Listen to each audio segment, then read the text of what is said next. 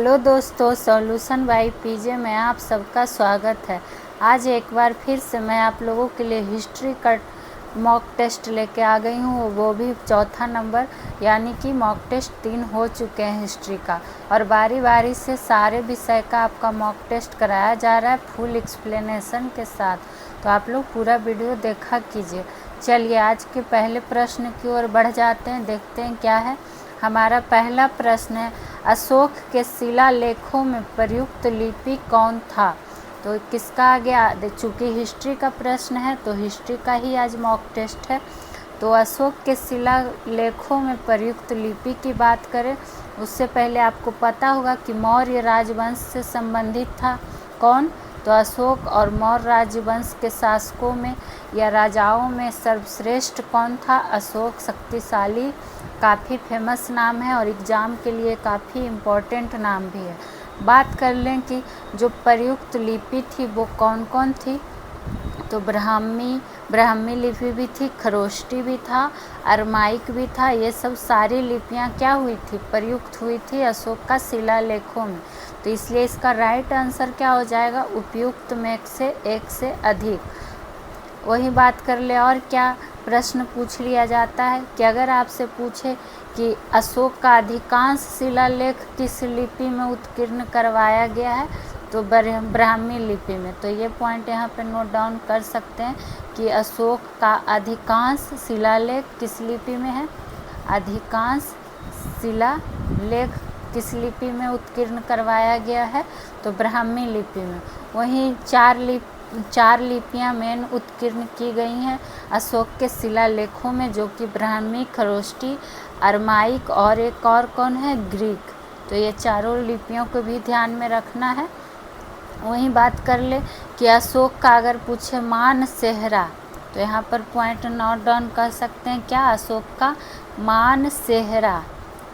मानसेहरा और क्या? शाहबाज घड़ी। कौन घड़ी? शाहबाज घड़ी। मानसेहरा और शाहबाज घड़ी बृहत शिलालेख और पूछा जाता है यह सब प्रश्न की लिपि क्या है? तो खरोष्टी है। क्या है? खरोष्टी है। तो ये एक पॉइंट यहाँ से नोट डाउन कर लेना है। वहीं और क्या प्रश्न आपसे पूछ दिया जाता है कि अशोक के शिलालेखों को या अशोक की लिपि को सर्वप्रथम किसने पढ़ा था? ये काफ़ी हिट क्वेश्चन है, तो इसको भी पॉइंट में नोट डाउन कर सकते हैं कि अशोक के लिपि को, खास कौन लिपि को? तो ब्राह्मी लिपि को। अशोक के ब्राह्मी लिपि को सर्वप्रथम किसने पढ़ा था? और ये प्रश्न काफ़ी बार रिपीटेड है। तो सर्वप्रथम 1837 में पढ़ा था किसने? तो जेम्स प्रिंसेप ने। किसने? तो जेम्स प्रिंसेप ने। तो ये नाम और ये पॉइंट दोनों ध्यान में रख लेना है, ठीक। चलिए अब बढ़ जाते हैं आज के दूसरे प्रश्न की ओर। तो देखते हैं हमारा दूसरा प्रश्न क्या है। दूसरा प्रश्न है, मुगल बादशाह जहांगीर ने आत्मकथा किस भाषा में लिखा? आत्मकथा का मतलब क्या है? खुद के बारे में। तो किसने पूछ रहा है? जहांगीर ने। तो पहले जानते हैं इसका आत्मकथा का नाम क्या था, हो सकता है आपसे वही पूछ ले। तो जहांगीर का जो आत्मकथा था वो क्या था? तुजुके ए जहांगीरी। तुजुके ए जहांगीरी। और तुजुके है जहांगीरी ही जो है, जहांगीर ने क्या किया था? अपना आत्मकथा लिखा था और फारसी में लिखा था, जो कि ऑप्शन नंबर डी में दिया हुआ है। वहीं बात करें कि तुजुके जहांगीरी पुस्तक को क्या कहता है, पूरा किसने किया था? तो देखिए, लिखना तो शुरू इसने ही किया था, लेकिन इसको पूरा किसने किया था अगर पूछेगा तो पूरा किसने किया था उसका नाम भी ध्यान रखिएगा, मोहतामिद खां। ये पॉइंट काफ़ी कम लोगों को पता होगा। कौन खां? तो मोहतामिद खां इस आत्मकथा को क्या किया था? पूरा किया था। वहीं आपको पता होगा कि मुग़ल बादशाह बाबर ने भी अपना आत्मकथा क्या लिखा था? तुजुके ए बाबरी। और किस भाषा में? तो तुर्की भाषा में। तो उसका भी लिख लीजिए, यहाँ पे एक जैसा क्वेश्चन का कलेक्शन हो जाएगा। क्या? तुजुक ए बाबरी। तो तुजू के बाबरी किसकी आत्मकथा है? तो बाबर की। और उसने किस भाषा में लिखा था? तो तुर्की भाषा में। ठीक, वहीं आगे बढ़ जाते हैं। तो क्या कहता है, तजुके बाबरी का जो फारसी में रूपांतरण किया था, यानी कि बाबरनामा जो किया गया था, वो किसके द्वारा किया गया था? तो जब बाबरनामा किया गया था, बाबरनामा वो किया गया था किसके द्वारा? तो अब्दुल रहीम खाने खाना के द्वारा। अब्दुल रहीम खाना के द्वारा क्या किया गया था? बाबरनामा। किसको?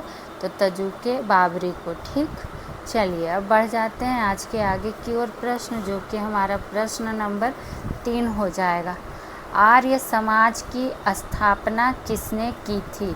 तो ये प्रश्न भी काफ़ी बार पूछा हुआ है और हम आपको बहुत बार बता भी चुके हैं। तो आर्य समाज की स्थापना किसने की थी? तो स्वामी दयानंद सरस्वती ने। वहीं कब की थी आर्य समाज की स्थापना? तो 1875 में। और स्वामी दयानंद सरस्वती का एक बुक याद रखिएगा जो कि बहुत ज़्यादा पूछा जाता है। क्या? तो सत्यार्थ प्रकाश। पूछ देगा कि सत्यार्थ प्रकाश पुस्तक के लेखक कौन है, तब भी क्या हो जाएगा? दयानंद सरस्वती। और वेदों की ओर लौटो का नारा भी किसने दिया था? तो दयानंद सरस्वती। वेदों की ओर लौटो। तो ये सब हिट क्वेश्चन है, इसको ज़रूर से ज़रूर ध्यान में रखना। वही बात कर ले राजा राम मोहन राय, जो कि ऑप्शन ए में है। तो इन्होंने क्या किया था, किसकी स्थापना की थी? तो ब्रह्म समाज की स्थापना की थी राजा राम मोहन राय ने। और किसकी स्थापना की थी? तो आत्मीय सभा की। आत्मीय सभा की भी स्थापना किसने की थी? राजा राम मोहन राय। और भारतीय पुनर्जागरण का पिता या फिर आधुनिक भारत का पिता सब किसे कहा जाता है? तो राजा राम मोहन राय को ही कहा जाता है। वहीं बात कर ले स्वामी विवेकानंद को, तो इनको आधुनिक भारत का आधुनिक भारत का क्या कहा जाता है? आध्यात्मिक पिता कहा जाता है। राजा राम मोहन राय के बारे में तो पता है कि इनको भारतीय पुनर्जागरण का पिता या आधुनिक भारत का पिता कहा जाता है, लेकिन आधुनिक भारत का आध्यात्मिक पिता पूछेगा कि किसे कहा जाता है? तो स्वामी विवेकानंद को। तो ये चीज़ यहाँ पर क्या करना है, ध्यान में रख लेना है। वहीं स्वामी विवेकानंद की बात कर ले तो इन्होंने किसकी स्थापना की थी? तो रामकृष्ण मिशन, जो कि इनके परम गुरु किनके नाम पर था? रामकृष्ण परमहंस के नाम पर इन्होंने क्या किया था? रामकृष्ण मिशन की स्थापना की थी। ठीक, बात करेंगे अरविंद घोष की, तो इनसे याद रखिएगा ओरविले आश्रम। कौन आश्रम? तो ओरविले आश्रम, जो कि पुदुचेरी में। तो उसकी स्थापना किसने की थी? अरविंद घोष ने। तो ये सब क्या करना है, पॉइंट को ध्यान में रख लेना है। अब आ जाइए आज के प्रश्न नंबर 4 पे। और अगर अभी तक आपने हमारे चैनल को सब्सक्राइब नहीं किया है तो सब्सक्राइब कर लीजिएगा। वीडियो को शेयर कीजिए, लाइक कीजिए, जितना हो सके वीडियो को शेयर कीजिए। आप ही लोग के लिए इतना मेहनत किया जा रहा है, तो आप लोग बस सपोर्ट कीजिए। बाकी कंटेंट अच्छे से अच्छा देना मेरा काम है। आ गया चौथा नंबर प्रश्न, इंडियन एसोसिएशन की स्थापना कब हुआ? तो इंडियन एसोसिएशन का मतलब क्या? भारतीय संघ, हिंदी में भारतीय संघ। तो इंडियन एसोसिएशन की स्थापना की अगर बात कर ले तो ये कब हुआ था? 1876 में। ठीक, वहीं इसकी स्थापना किसके द्वारा की गई थी, ये भी पूछ लिया जाता है। तो नाम ध्यान में रखना चाहिए आपको, क्या, किनके द्वारा? तो स्थापना जो किया गया था किनके द्वारा? सुरेंद्र नाथ बनर्जी। शॉर्ट में लिख देते हैं SN बनर्जी, यानी कि सुरेंद्र नाथ बनर्जी। और एक इनका साथ कौन दिए थे? आनंद मोहन बोस। आनंद मोहन बोस।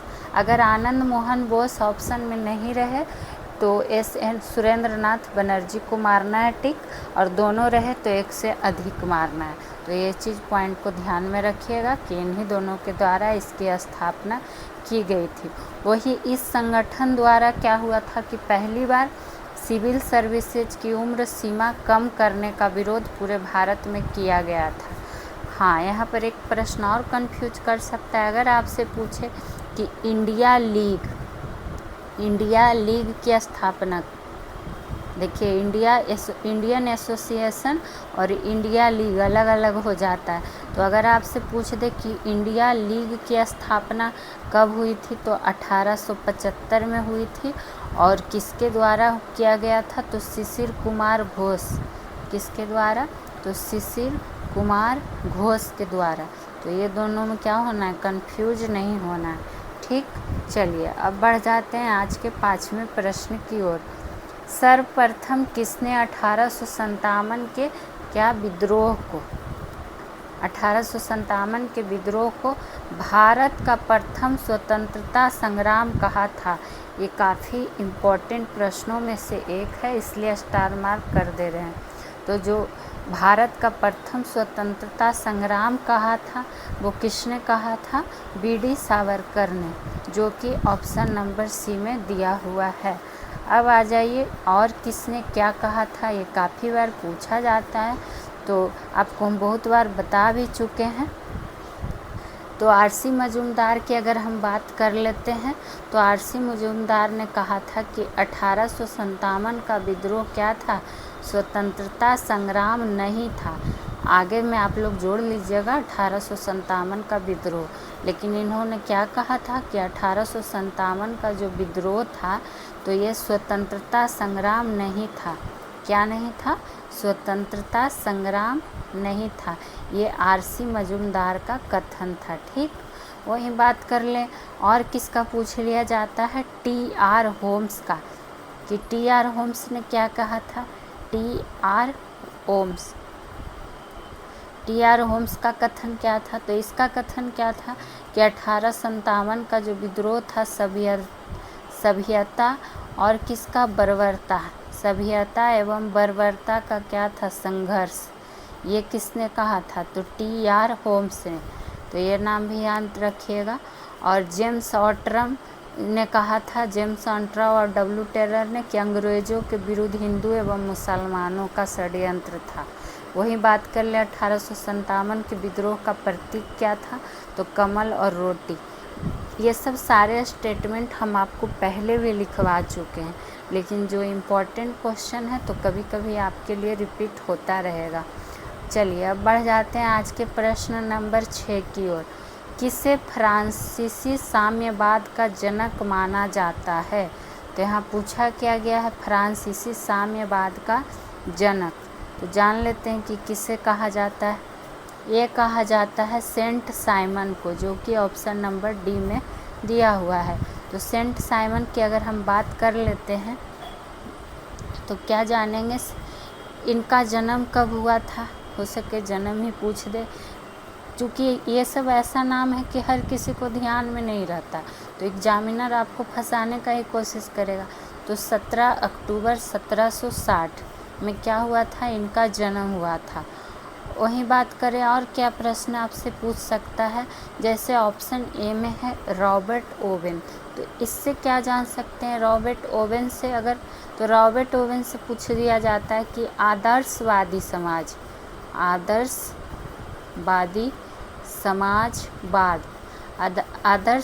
समाजवाद का प्रवक्ता कौन थे? तब क्या हो जाएगा, रॉबर्ट ओवेन। तो ये नाम भी ध्यान में रखना है। और इन्होंने ही सर्वप्रथम समाजवाद शब्द का सर्वप्रथम प्रयोग किया था, इसलिए भी ये नाम इम्पॉर्टेंट होता है। तो इसमें एक पॉइंट और नोट डाउन कर सकते हैं कि सर्वप्रथम समाजवाद शब्द का प्रयोग किसने किया था? तो रॉबर्ट ओवेन ने ही किया था। ये 2 पॉइंट इससे याद रखना है। ठीक, वहीं अगर बात कर ले कि फेबियन सोशलिज्म या कि फेबियन समाजवाद का नेतृत्व किसने किया था, पूछ लेगा, तब क्या आंसर हो जाएगा, George Bernard Shaw. Fabian socialism या समाजवाद का क्या कहता है, नेतृत्व किसने किया था? तब कौन हो जाएगा, जॉर्ज बर्नार्ड शो। तो ये सब नाम आपको क्या करना है, ध्यान में रखना है। वही समाजवाद को वास्तविक या वैज्ञानिक आधार किसने दिया था, तब कार्ल मार्क्स हो जाएगा। ठीक। और भारत में समाजवाद के जनक किनको कहा जाता है, तो अगर ये पॉइंट भी नोट डाउन कर सकते हैं तो लिख लीजिएगा कि भारत में समाजवाद का जनक किसे कहा जाता है, तो M.N. रॉय को, किसको, M.N. रॉय को कहा जाता है भारत में समाजवाद का जनक। ठीक। अब आ जाते हैं आज के प्रश्न नंबर 7 की ओर और देखते हैं हमारा 7 में क्या है कुछ खास। पुलकेशिन प्रथम और पुलकेशिन द्वितीय नामक शासक फिल इन द ब्लैंक्स किससे संबंधित थे, यही आपसे पूछ लिया गया है। तो जो पुलकेशिन I और पुलकेशिन II दोनों शासक किससे संबंधित था, किस वंश से, तो चालुक्य वंश से। ठीक। तो ये सब पॉइंट चालुक्य वंश से संबंधित आपको प्रश्न और भी हम करवाए हैं पहले भी, लेकिन यहाँ पर और कुछ भी जान लेते हैं। वहीं अगर पूछ ले कैसे पूछता है प्रश्न कि बादामी के, कहाँ के, तो बादामी के चालुक्य वंश का वास्तविक संस्थापक कौन था। तब क्या हो जाएगा, जब बादामी के चालुक्य वंश का वास्तविक संस्थापक पूछेगा तब हो जाएगा पुलकेशिन प्रथम। ये चीज़ ध्यान में रखना है। ठीक। वहीं अगर पूछेगा कि वातापी के चालुक्य वंश के संस्थापक कौन थे, ये तो बादामी का था, लेकिन अगर पूछेगा कि वातापी का चालुक्य वंश का संस्थापक कौन थे, तो जयसिंह। तो ये सब छोटा छोटा पॉइंट है, लेकिन कन्फ्यूजन एग्ज़ाम में क्रिएट करता है, इसलिए इसको क्या करना है, ध्यान में रखना है। वहीं पुलकेशिन द्वितीय जो था चालुक्य वंश का सर्वाधिक योग्य और शक्तिशाली शासक था, और इसका उपलब्धि का विवरण आपको किस में मिलेगा, जो पुलकेशिन द्वितीय है इसका विवरण आपको मिलेगा ऐहोल अभिलेख में इसका विवरण मिलेगा पुलकेशिन द्वितीय का। अब पुलकेशिन प्रथम का उपाधि अगर आपसे एक पूछ दे तो क्या हो जाएगा, इसका उपाधि था सत्याश्रय। अब आ जाते हैं आज के 8वें नंबर प्रश्न की ओर। देख लेते हैं कि और क्या जान सकते हैं 8वें प्रश्न से। हीनयान और महायान किस धर्म के पंथ हैं। तो इस क्वेश्चन पे जाने से पहले आपको बताना चाहेंगे कि आपको टॉपिक वाइज भी सेशन कराया जाता है, जिसमें कि आपको बौद्ध धर्म और जैन धर्म को विस्तृत रूप से पढ़ाया गया है। तो आप लोग वो वीडियो भी जाके पूरा देख लीजिएगा, तो आपका क्वेश्चन और भी आसानी से सॉल्व होगा। तो हीनयान और महायान किस धर्म के पंथ हैं, तो ये बौद्ध धर्म के पंथ हैं, जो कि ऑप्शन नंबर ए में ही दिया हुआ है। वहीं आपको पता होगा कि द्वितीय बौद्ध संगीति में बौद्ध धर्म में 2 गुट बन गया था, अस्थावीर और महासंधिक। अस्थावीर में क्या हुआ था, बुद्ध का मूल उपदेश में कोई बदलाव नहीं चाहता था, और महासंधिक में बुद्ध के उपदेश में परिवर्तन करना चाहता था। तो तृतीय बौद्ध संगीति में अस्थावीर का क्या हो गया था, जीत हो गया था। और चौथा में जाके क्या हुआ, हीनयान और महायान स्पष्ट रूप से 2 संप्रदाय में बट गया। तो आपसे ये भी पूछ सकता है कि हीनयान और महायान तो बौद्ध धर्म का पंथ है ही, लेकिन ये किस बौद्ध संगीति में बटा था, तो चतुर्थ बौद्ध संगीति में। तो ये पॉइंट भी ध्यान में रख लेना है। और बौद्ध धर्म जैन धर्म से तो हर आपके कोई भी एग्ज़ाम दीजिए एक प्रश्न रहता है। वहीं अगर बात कर लें, हीनयान क्या करते थे, बुद्ध के उपदेश को मतलब पाली भाषा का प्रयोग किए। कौन, हीनयान कौन भाषा का प्रयोग किए, तो पाली भाषा का प्रयोग किए। और महायान में बुद्ध को भगवान मानकर पूजने लगे, मूर्ति बनाने लगे, और संस्कृत भाषा का। महायान में किस भाषा का, तो संस्कृत भाषा का। वहीं बात करें बुद्ध की मूर्ति सर्वप्रथम आपको किस कला में बनाया गया, तो बुद्ध की मूर्ति, एक पॉइंट ये भी नोट डाउन कर सकते हैं कि बुद्ध की मूर्ति सर्वप्रथम किस कला में बनाया गया, तो मथुरा कला में बनाया गया।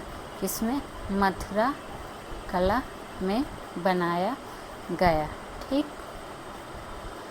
तो ये सब छोटा छोटा पॉइंट है, लेकिन आपको भी साथ ही साथ नोट डाउन ज़रूर से ज़रूर करते चलना है। आप ही लोग के लिए लिखा जाता है। आपके पास भी एक अच्छे प्रश्नों का कलेक्शन तैयार हो जाएगा, आपको रिवीजन करने में आसानी होगा।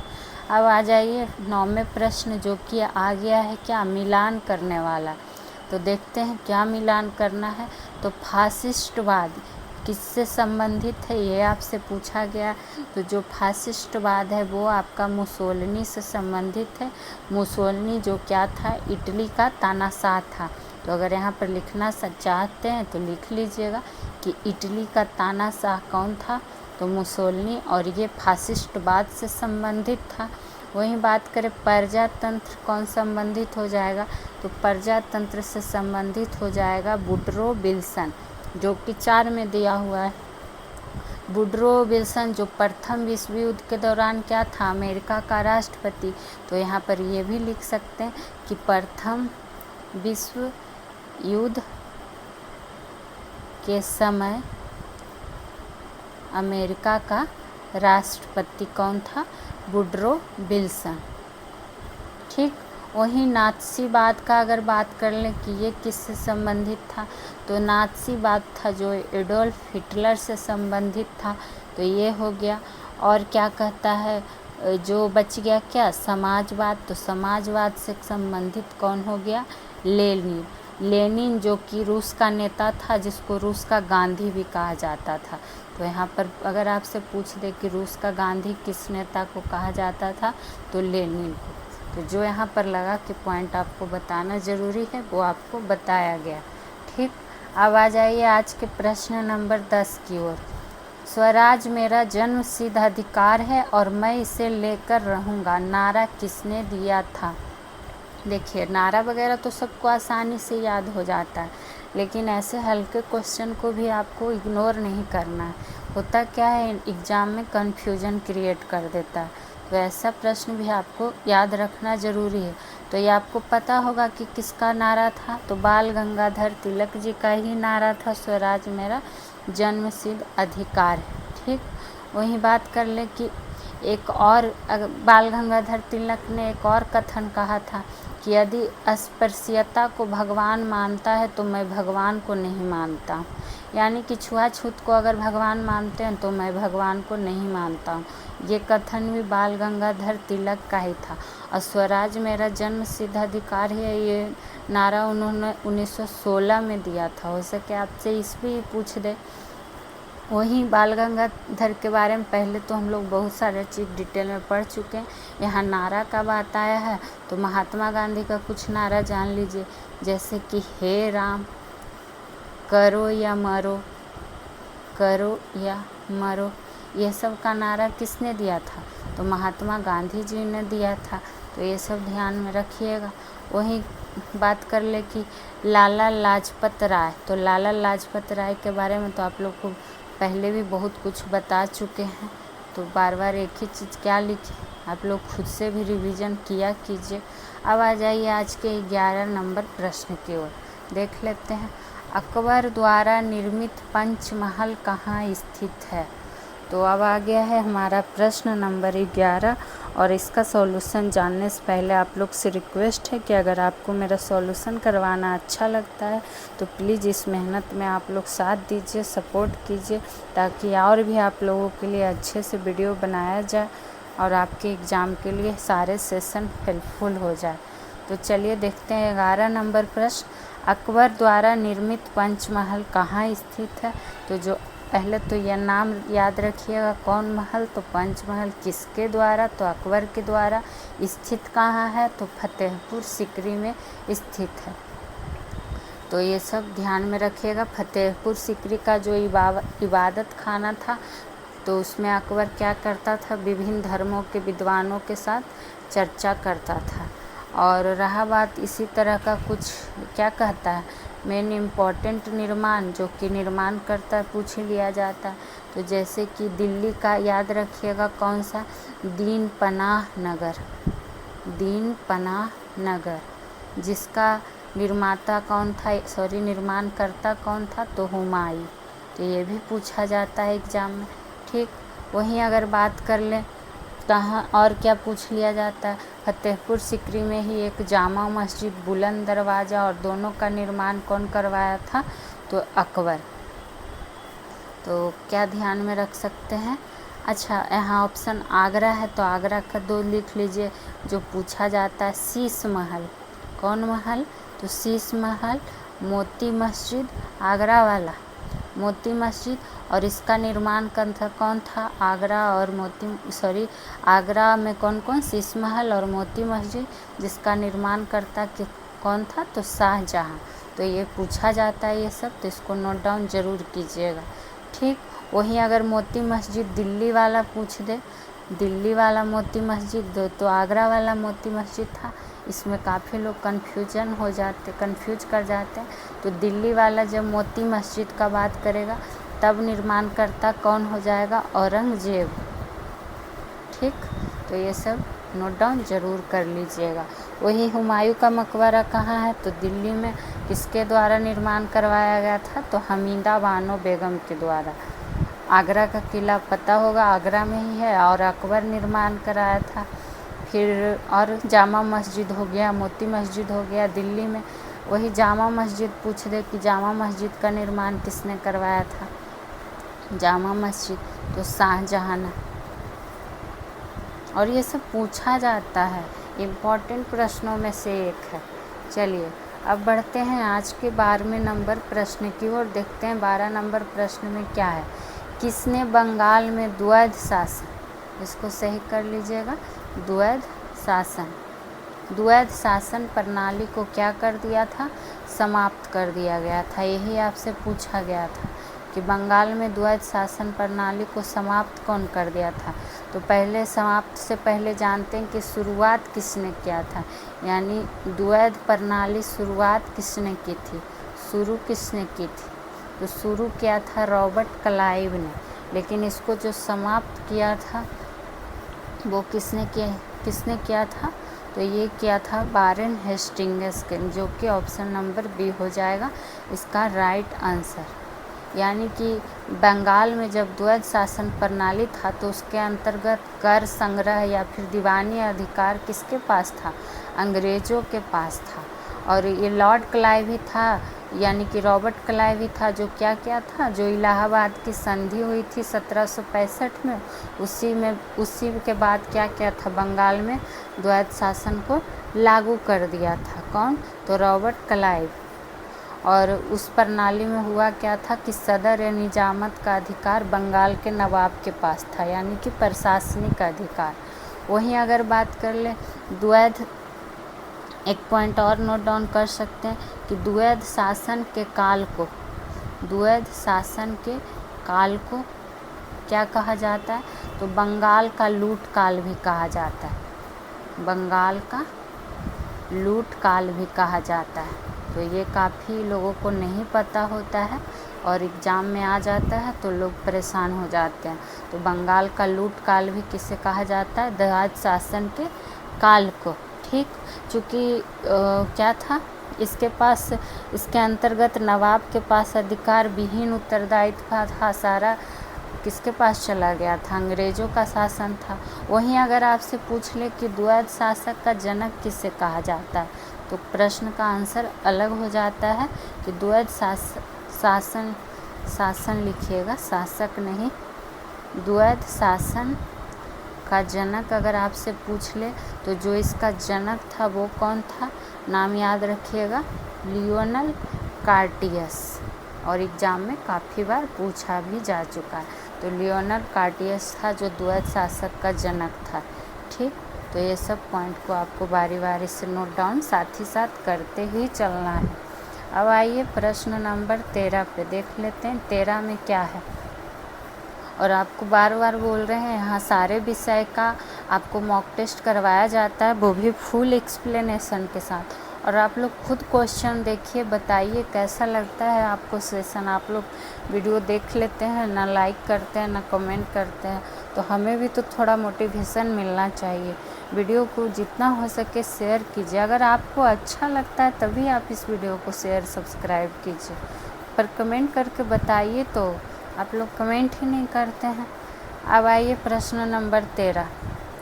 नचिकेता एवं यमराज के मध्य संवाद का वर्णन किस उपनिषद में मिलता है?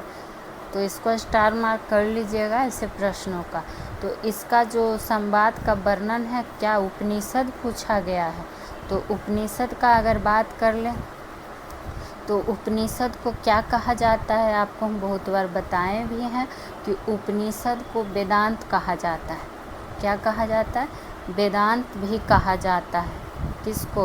उपनिषद को। तो एक पॉइंट तो ये जान गए। वही उपनिषद का अगर संख्या पूछ ले कि उपनिषद की संख्या कितनी है, तो 108 है। उपनिषद का विषय किससे संबंधित है? तो दर्शन से संबंधित है। वही बात कर ले, यहाँ आपका पूछा क्या गया है? नचिकेता और यमराज के बीच जो संवाद का वर्णन है वो किस उपनिषद में मिलता है? तो ये आपको मिल जाता है कठोर उपनिषद में, जो कि ऑप्शन नंबर बी में दिया हुआ है।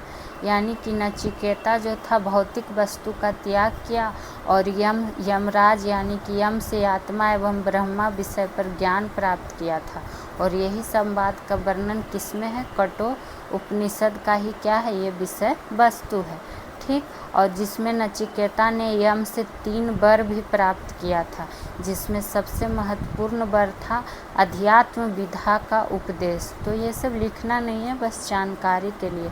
वही अगर नचिकेता का यह आह्वान पूछ दे तो महाभारत के अनुशासन पर्व में तथा बरहा पुराण में भी वर्णित है। तो ये सब लिखना नहीं है, बस जानकारी के लिए सुन लीजिए अगर नहीं पता होगा तो। वही बात कर ले अगर कि मुंडकोपनिषद से क्या लिया गया है, तो राष्ट्रीय वाक्य लिया गया। और आप बोलिएगा राष्ट्रीय वाक्य क्या? प्रश्न तो पूछता है कि सत्यमेव जयते किस उपनिषद से लिया गया? तो सत्यमेव जयते ही तो हमारा क्या है? राष्ट्रीय वाक्य है। और वो किस उपनिषद से लिया गया है? तो मुंडकोपनिषद से लिया गया है। और बात करें छांदोग्योपनिषद, जो कि ऑप्शन डी में दिया हुआ है, तो सर्वप्रथम प्रेम की शुरुआत देवकी पुत्र वासुदेव कृष्ण से माना गया है। ये किस उपनिषद में? तो छांदोग्य उपनिषद में। ठीक। केनोपनिषद है जो क्या है? सामवेद का उपनिषद है। किसका है? सामवेद का उपनिषद है। तो देख रहे हैं आप लोग को बहुत सारी नई जानकारियाँ भी मिलेगी। तो आप लोग, चूँकि आपको फुल NCERT SCERT सेशन ही करवाया जाता है और आपके एग्ज़ाम में हेल्प भी करेगा। आप लोग खुद प्रैक्टिस सेट करके देखिए, यहाँ का वीडियो देखिए, प्रैक्टिस सेशन लगाइए खुद से, आपको खुद समझ में आ जाएगा। दिल्ली सल्तनत के शासकों में किसकी मृत्यु घोड़ा से गिरकर हुई थी? तो ये आपको पता होगा कि दिल्ली सल्तनत का कौन शासक था जो मृत्यु उसका घोड़ा से गिर के हो गया था? तो आपको पता है 1210 में लाहौर का चौगान खेलते समय घोड़ा से गिर जाने के कारण कुतुबुद्दीन ऐबक का, जो कि गुलाम वंश का संस्थापक था। कौन? कुतुबुद्दीन ऐबक। तो इससे संबंधित जानकारियाँ पहले भी जान चुके हैं। आज जैसा प्रश्न है उसके अकॉर्डिंग और भी प्रश्न जानते हैं। तो ये लाहौर में चौगान खेलते समय घोड़ा से गिर गया था और फिर इसका क्या हो गया था? मृत्यु हो गया था। उसी तरह से अगर आपसे पूछ दे क्या, तो दीन पनाह नाम सुने होंगे। दीन पनाह भवन की सीढ़ियों से गिरकर किसकी मौत हो गई थी? सीढ़ियों से गिरकर किसकी मृत्यु हुई थी? ये भी पूछा जाता है। तो ये हुआ था किसका मृत्यु? हुमायूं का। जो कि किस तरह से मृत्यु हुआ है उसी तरह से संबंधित प्रश्न आपको बताया जा रहा है। वहीं बात कर ले जो गयासुद्दीन तुगलक था, किसका? GST लिख देते हैं आप लोग, शॉर्ट फॉर्म में समझ जाइएगा, गयासुद्दीन तुगलक। और इसका मृत्यु कैसे हो गया था? दिल्ली के निकट क्या हुआ था? लकड़ी के महल गिरने से हो गया था। तो देखिए बहुत लोगों को ये सब जानकारियाँ नहीं होती हैं। तो लकड़ी के महल गिरने से किसका मृत्यु हुआ था? तो गयासुद्दीन तुगलक का मृत्यु हुआ था, जो कि दिल्ली सल्तनत के शासकों में से एक ये भी था। वही बात कर ले कि आगरा में बंदी जीवन में किसकी मृत्यु हो गई थी? हो सकता है आपसे यही पूछ ले। तो आगरा में बंदी जीवन से किसकी मृत्यु हो गई थी? तो ये हुई थी शाहजहाँ की। देखिए सारे मृत्यु से संबंधित है।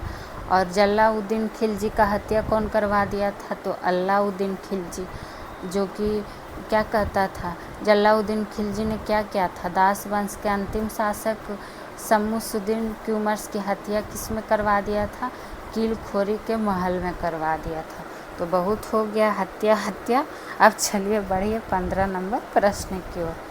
किसने कहा था रॉलेट एक्ट एक निवारक हत्या है? तो रॉलेट एक्ट भी काफ़ी चर्चित मुद्दा है, जो कि एग्जाम में पूछा भी जाता है। तो ये कथन पूछा गया, और आजकल स्टेटमेंट के क्वेश्चन काफ़ी पूछे भी जाते हैं। तो जो किसने कहा था, तो रॉलेट एक्ट, पहले आप इसका ईस्वी ध्यान रखिएगा, 1919 ईस्वी, क्योंकि इसका ईस्वी भी पूछ लिया जाता है। और रॉलेट एक्ट मार्च भी 1919 को ही क्या हुआ था? पारित किया गया था। वही बात करें, रॉलेट एक्ट अराजक क्रांतिकारी अपराध अधिनियम था। इसका वास्तविक नाम यही अराजक और क्रांतिकारी अपराध अधिनियम था। और गांधी जी ने रॉलेट एक्ट को क्या कहा था? काला कानून भी कहा था। तो अगर पूछ दे कि काला कानून रॉलेट एक्ट को किसने कहा था, तो महात्मा गांधी जी ने कहा था। ये पॉइंट भी नोट डाउन। लेकिन यहाँ पूछा क्या गया है, रॉलेट एक्ट एक निवारक हत्या है। तो ये जो कथन था किसका था? एडविन सैमुअल मॉन्टेग्यू का, जो कि ऑप्शन नंबर सी में दिया हुआ है, इसी ने कहा था। ये क्या था? तो एक ब्रिटिश लिबरल राजनेता था, जो कि भारत सचिव के पद पर 1917 से लेकर 1922 तक कार्य किया था। और इसी ने कहा था कि रॉलेट एक्ट है जो एक निवारक हत्या है। वहीं आपको पता होगा कि रॉलेट एक्ट स्वतंत्रता का हनन करने वाला एक एक्ट था, और इसको क्या कहा जाता है? बिना दलील,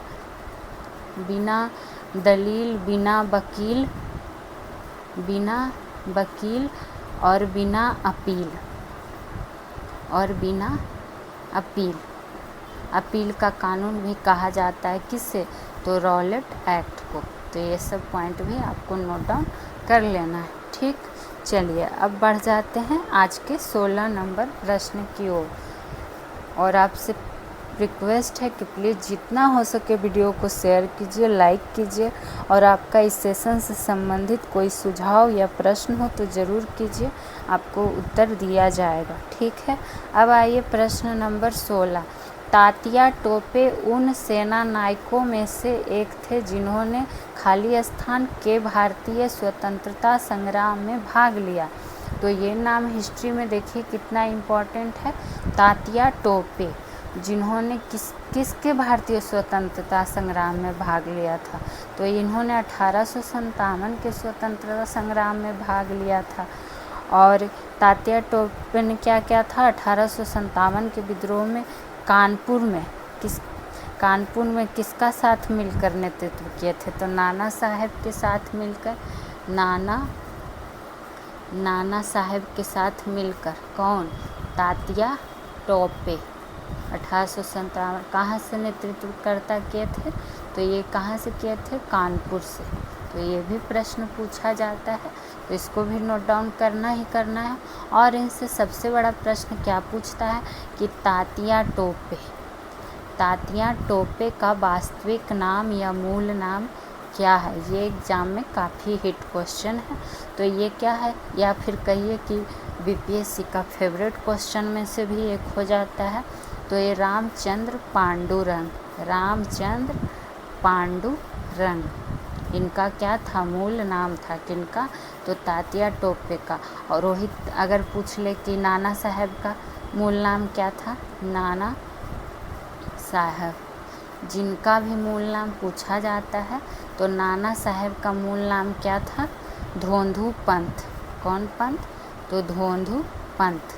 तो ये पॉइंट।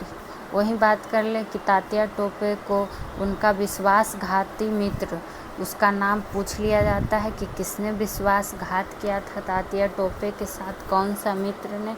तो इसका मित्र जो विश्वासघाती निकल गया था, विश्वासघाती, उसका नाम पूछ लिया जाता है। तो कौन था? क्या नाम था उसका? मान सिंह। बताइए, नाम था मान काम कैसा कर दिया था। तो मान सिंह ने गिरफ्तार करवा दिया था और इनको इसलिए क्या हो गया था, फांसी दे दिया गया था। तो ये सब पॉइंट इसमें आपको क्या करना है, नोट डाउन कर लेना है। चलिए अब आ जाइए आज के प्रश्न नंबर 17 की ओर। 16 महाजनपदों की जानकारी किस बौद्ध ग्रंथ से मिलती है। तो आपसे यहाँ पूछा क्या गया है, कितना महाजनपद, आपको पता है 16, लेकिन इसका किस बौद्ध ग्रंथ से मिलता है। तो देखिए ये आपको पता होगा कि जो 16 महाजनपद का उल्लेख है वो सुत्त पिटक का एक भाग अंगुत्तर निकाय है और जैन साहित्य भगवती सूत्र में मिलता है। लेकिन हमसे जैन का नहीं पूछा गया है, बौद्ध ग्रंथ से पूछा गया है, इसलिए इसका आंसर क्या हो जाएगा, अंगुत्तर निकाय। भगवती सूत्र कब होता है, जब यहाँ पर आपसे बोलता है कि जैन ग्रंथ। ठीक, तो 16 महाजनपदों की जानकारी किस बौद्ध ग्रंथ में मिलती है, तो अंगुत्तर निकाय में मिलती है। और जैन साहित्य किस में मिलता है, तो भगवती सूत्र में मिलता है। ठीक, अंगुत्तर निकाय जो था अधिक प्रमाणित माना जाता है। ठीक, ये भी ध्यान रखिएगा कि अधिक प्रमाणित कौन माना जाता है, तो अंगुत्तर निकाय। वही बात करें, अधिकांश महाजनपद उत्तर प्रदेश और बिहार में केंद्रित था। और दक्षिण भारत का एकमात्र महाजनपद कौन था, अस्मक, जिसकी राजधानी गोदावरी नदी तट पर क्या है, पोटली। तो ये सब आपको हम पहले भी इसका राजधानी करवा चुके हैं, इसलिए नहीं लिख रहे हैं, बस इसमें इतना चीज़ याद रखिएगा। बाकी टॉपिक वाइज में आपको बौद्ध जैन पूरे फुल डिटेल के साथ पढ़ाया ही गया है। अब आइए प्रश्न नंबर 18, जो कि कुछ महत्वपूर्ण है, क्या वर्ष, और उसको मिलाना है हमको। तो 1919, तो अभी तो हम लोग जाने रॉलेट एक्ट, रॉलेट एक्ट भी ध्यान रख सकते हैं। जालियांवाला बाग हत्याकांड भी 1919 से ही ध्यान रख सकते हैं। 1948 में ये भी पूछा गया कि श्रीलंका को आज़ादी कब मिला था, तो 1948 में। 1932 किससे संबंधित हो जाएगा, तो पूना समझौता से, जो कि किनके बीच हुआ था, तो महात्मा गांधी जी और किनके बीच, तो BR अम्बेडकर जी के बीच। और ये काफ़ी बार आपका पूछा हुआ प्रश्न है, पूना समझौता। 1875, जो अभी बताएं कुछ देर पहले ही, कि आर्य समाज की स्थापना और किसके द्वारा, तो दयानंद सरस्वती के द्वारा। ठीक, चलिए, तो ये तो मिलान करने वाला प्रश्न था। अब आइए प्रश्न नंबर 19 पर, लेकिन इससे पहले जो डेली आपके रेगुलर सेशन में किया जाता है वो क्या, आपको कमेंट सेक्शन में इसका आंसर देना है। जो कि डेली आपको जो पढ़ाया हुआ चीज़ है वो आपसे पूछा जाता है। 3 प्रश्न, जो कि काफ़ी लोग आंसर भी देते हैं लेकिन नहीं भी देते हैं, तो प्लीज़ सारे लोग जो भी वीडियो को पूरा देखते हैं आंसर दिया कीजिए। और वीडियो पूरा देखिए, तभी आपको समझ में आएगा ना कि क्या पढ़ाई है, कैसा पढ़ाई है। तो पहला नंबर प्रश्न आपसे ये है कि उपनिषद पुस्तकें किस पर आधारित हैं। और ये सब सारा चीज़ आपको हम डिटेल में पढ़ा चुके हैं, वही प्रश्न आपसे रिवीजन के लिए पूछा जाता है। तो पहला क्वेश्चन आपके लिए ये हो गया। दूसरा प्रश्न है आपके लिए, जबती प्रणाली, कौन प्रणाली, तो जबती प्रणाली किसकी उपज थी, उसका नाम बताना है, किसकी उपज थी। वही बात कर ले। तीसरा प्रश्न कौन सा, गांधार शैली, चूँकि आज हिस्ट्री का मॉक टेस्ट है इसलिए हिस्ट्री का ही प्रश्न आपसे पूछा जा रहा है। जो गांधार कला शैली, कर लीजिएगा, जो गांधार कला शैली है एक संश्लेषण है, लेकिन किसका है ये आपसे पूछा गया। और ये सब सारा प्रश्न हम आपको फुल डिटेल के साथ पढ़ाए हैं, तो आप लोग इसका कमेंट सेक्शन में आंसर ज़रूर दीजिएगा। अब आइए आज के 19वें नंबर प्रश्न की ओर। प्लासी की जंग के बाद सिराजुद्दौला को मार दिया गया था और नवाब किसको बनाया गया था, यही पूछा गया है। तो आपको पता है कि प्लासी का जो युद्ध हुआ है वो कब हुआ था, तो 23 जून 1757 ईस्वी को हुआ था। और इसमें सिराजुद्दौला को मार दिया गया था और नवाब किसको बनाया गया था, मीर जाफ़र को। किसको, तो मीर जाफ़र को, जो कि ऑप्शन नंबर, चूँकि। और फिर क्या किया मीर जाफ़र ने क्या किया था, सिराजुद्दौला के साथ विश्वासघात कर दिया था। और मीर जाफ़र का पुत्र जो मीरेन था उसने सिराजुद्दौला की हत्या करवा दी थी। वहीं मीर कासिम को हटाने के बाद मीर जाफ़र को पुनः बंगाल का नवाब भी बनाया गया था। अब फिर मीर जाफ़र को हटाने के बाद मीर कासिम को बंगाल का नवाब बनाया गया था। तो ये सब लिखना नहीं है, बस आप लोग सुन भी लीजिएगा तो याद रहेगा। ठीक, अब आ जाइए आज के 20वें प्रश्न की ओर, जो कि होगा हमारा अंतिम प्रश्न। भू राजस्व के लिए अस्थाई बंदोबस्त प्रणाली किसके द्वारा लागू किया गया था? तो ये काफ़ी हिट क्वेश्चन में से एक आता है। तो ये जो लागू किया था लॉर्ड कॉर्नवालिस के द्वारा। और अस्थाई बंदोबस्त प्रणाली का जनक भी किससे माना जाता है? तो लॉर्ड कॉर्नवालिस को कब किया था? 1793 में। ईस्वी भी ध्यान रखिएगा। अस्थाई बंदोबस्ती के तहत जमींदार को भूस्वामी मानकर उसके साथ भूमि की बंदोबस्ती की गई। ठीक, अस्थाई बंदोबस्त व्यवस्था में होता क्या था कि जो भी भू राजस्व का 89% सोचिए ब्रिटिश कंपनी को प्राप्त होता था और 11% यानी कि 11% जमींदार को प्राप्त होता था। ठीक, और बंगाल, बिहार, उड़ीसा, बनारस, मद्रास का कुछ क्षेत्र में ही अस्थाई बंदोबस्त लागू किया था। तो ये सब तो लिखने वाला पॉइंट नहीं है, फिलहाल बस जानिए कौन इसका जनक किसे कहा जाता है। तो लॉर्ड कॉर्नवालिस को कब हुआ था? तो 1793 में। ठीक, तो ये सब चीज़ को नोट डाउन कर लीजिएगा। बाकी क्वेश्चन आपको फुल डिटेल में बताया गया। तो आज के लिए सेशन में इतना ही, फिर मिलेंगे किसी और सब्जेक्ट का लेके। तो आप लोग रेगुलर सेशंस देखिए और चैनल को सब्सक्राइब कीजिए, वीडियो को शेयर लाइक कीजिए। फिर मिलते हैं। Thank you.